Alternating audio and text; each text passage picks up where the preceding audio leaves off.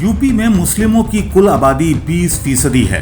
CSDS के मुताबिक इस चुनाव में 79% मुसलमानों ने एक तरफा समाजवादी पार्टी को वोट दिया, जबकि 8% मुसलमानों ने बीजेपी को वोट दिया। यह आंकड़ा बेहद चौंकाने वाला है, क्योंकि इतने वोट तो ओवैसी की MIM को भी नहीं मिले। ये वोट बीजेपी को क्यों मिले और किसने दिए, ये हम आपको आगे बताएंगे।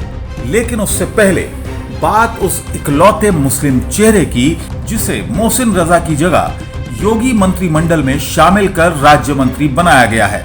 हम बात करेंगे दानिश आजाद अंसारी की। 32 साल के दानिश आजाद योगी आदित्यनाथ की सरकार में इकलौते मुस्लिम मंत्री हैं। दानिश को मोहसिन रजा की जगह मंत्री बनाया गया है। दानिश आजाद अंसारी मूल रूप से बलिया के बसंतपुर के रहने वाले हैं। 2006 में लखनऊ यूनिवर्सिटी से ही मास्टर ऑफ क्वालिटी मैनेजमेंट और मास्टर ऑफ पब्लिक एडमिनिस्ट्रेशन की पढ़ाई की।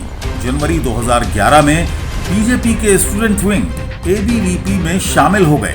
2017 में यूपी में बीजेपी की सरकार बन गई। इस चुनाव में जिन जिन लोगों ने मेहनत की थी, उन्हें मेहनत का इनाम मिला। दानिश को 2018 में फखरुद्दीन अली अहमद मेमोरियल कमेटी का सदस्य बनाया गया। दानिश को बाद में उर्दू भाषा समिति का सदस्य बना दिया गया। वो एक तरह से दर्जा प्राप्त मंत्री का पद होता है। इस बार चुनाव से पहले अक्टूबर 2021 में दानिश को बड़ी जिम्मेदारी मिल गई। बीजेपी ने अल्पसंख्यक मोर्चा के प्रदेश महामंत्री पद की जिम्मेदारी उन्हें दे दी। दानिश आजाद अंसारी हैं तो मुसलमान, लेकिन राजनीति में हिंदू और मुसलमान से बढ़कर उनकी जाति मायने रखती है।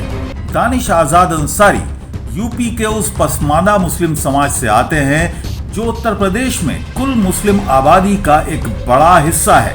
जिस तरह से बीजेपी ने हिंदुओं में OBC और SC समुदाय पर मेहनत की है, उसी तरह से बीजेपी मुसलमानों में भी पसमानदा मुसलमानों पर मेहनत कर रही है।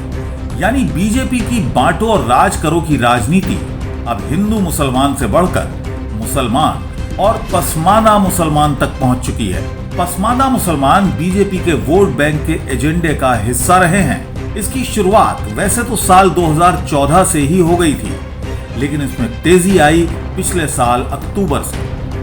बीजेपी के सुनील बंसल के नेतृत्व में पिछले साल 9 अक्टूबर को 6 नेताओं की एक कमेटी बनी। इसका प्रभारी मोहसिन रजा को बनाया गया। इस कमेटी को ये जिम्मेदारी दी गई कि वो पसमानदा मुसलमानों को बीजेपी से जोड़े। हालांकि बीजेपी इस प्लान में पसमानदा मुस्लिम को जोड़ने का एजेंडा 2014 में ही तय कर चुकी थी, लेकिन बीजेपी और RSS के हिंदुत्व एजेंडे की वजह से पसमानदा मुस्लिम प्लान ठंडे बस्ते में चला गया। 2022 के यूपी विधानसभा चुनाव की तैयारी और रणनीति में पसमानदा अभियान को फिर से मंजूरी दी गई। इस अभियान में PM मोदी और बीजेपी अध्यक्ष नड्डा की भी भूमिका रही। पसमानदा मुसलमान यूपी की मुस्लिम आबादी का लगभग 80% हिस्सा है। यूपी की मुस्लिम आबादी में पसमानदा मुस्लिमों, खासकर अंसारी, कुरैशी, दर्जी, बढ़ई, चूड़ीदार, मंसूरी, धुनिया, रंगरेज, हज्जाम, तेली, धोबी, नाई, राजमिस्त्री वगैरह की बड़ी तादाद है। 2017 में योगी ने CM बनते ही अल्पसंख्यक आयोग के पद पर पसमानदा मुस्लिम के बढ़ई समुदाय से आने वाले को अध्यक्ष बनाया। यूपी मदरसा बोर्ड के अध्यक्ष पद पर भी पसमानदा को ही जगह दी। राष्ट्रीय अल्पसंख्यक मोर्चा का अध्यक्ष अब्दुल रशीद अंसारी को बनाया तो आतिफ रशीद को उपाध्यक्ष बनाया गया। बीजेपी ने रामपुर से वाराणसी तक हुनर हाटों को प्राथमिकता दी, जहां बुनकरी और कारीगरी जैसे पसमानदा मुस्लिमों के व्यवसाय को प्राथमिकता दी गई। इससे हर वर्ग को फायदा पहुंचा।